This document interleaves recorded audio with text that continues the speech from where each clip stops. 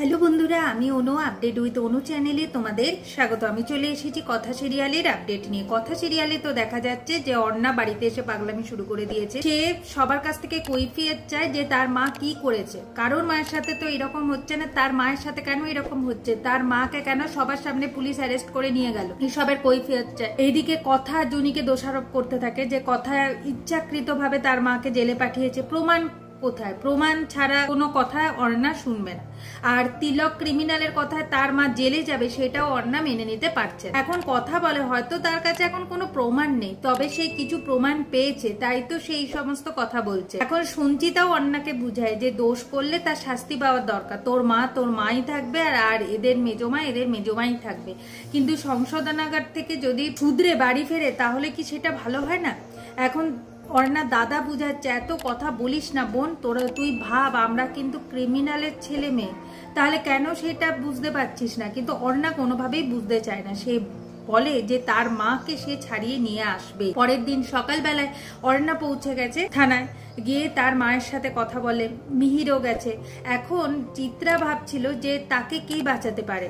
প্রান্তিকের কাছে হেল্প নিতে পারবে না, ম্যান্ডি কি একটা কোনো উকিল জোগাড় করতে পারবে? তাই সে ওদের আসার আগেই পুলিশকে বলছিল একটা ফোন দিতে। পুলিশ বলে এটা ক্লাব পেয়েছেন নাকি, যে যখন ইচ্ছা ফোন করবেন, মজায় ফুর্তিতে থাকবেন, এইসব চলবে না। অর্ণা আসায় তার মা খুব আনন্দ পায়। এরপর অর্ণা তার মাকে বলে যে মা, তোমার কি জানাশোনা কোনো উকিল আছে? তাহলে বলো। চিত্রা ভাবে যে ম্যান্ডি প্রান্তিকের দ্বারা কিছু হবে না, এরপর আমায় সিমরানকে কাজে লাগাতে হবে।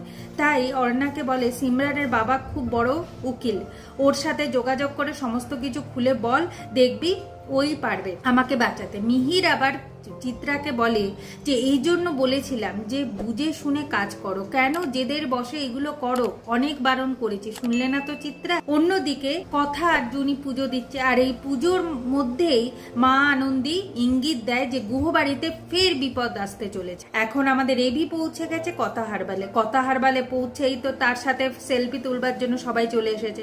কথাও তার কথা হারবালে আসে, এখানে এসেই পুজো করে মা আনন্দীকে বলে যে মা, আমি তো চলে এলাম এখানে, তুমি কিন্তু গুহবাড়িকে আগলে রেখো, গুহবাড়িকে রক্ষা করো।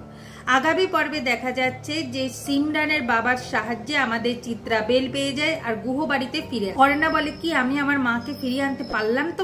কথা বলে আজকে প্রমাণের অভাবে মেজমা বেঁচে গেল, কোনো না কোনো দিন তো আমার কাছে সত্যি প্রমাণটা থাকবে, সেদিনকে মেজমা কোনোভাবেই বাঁচবে না। যেটা শুনে চিত্রা অবাক হয়েছে। এভাবে আজকের পর্বটা শেষ হয়ে যাচ্ছে। আশা করি আজকের পর্বটা তোমাদের ভালো লাগবে। ভিডিওটা ভালো লাগলে লাইক, শেয়ার ও সাবস্ক্রাইব করে দিও। ভিডিওটা দেখবার জন্য অসংখ্য ধন্যবাদ।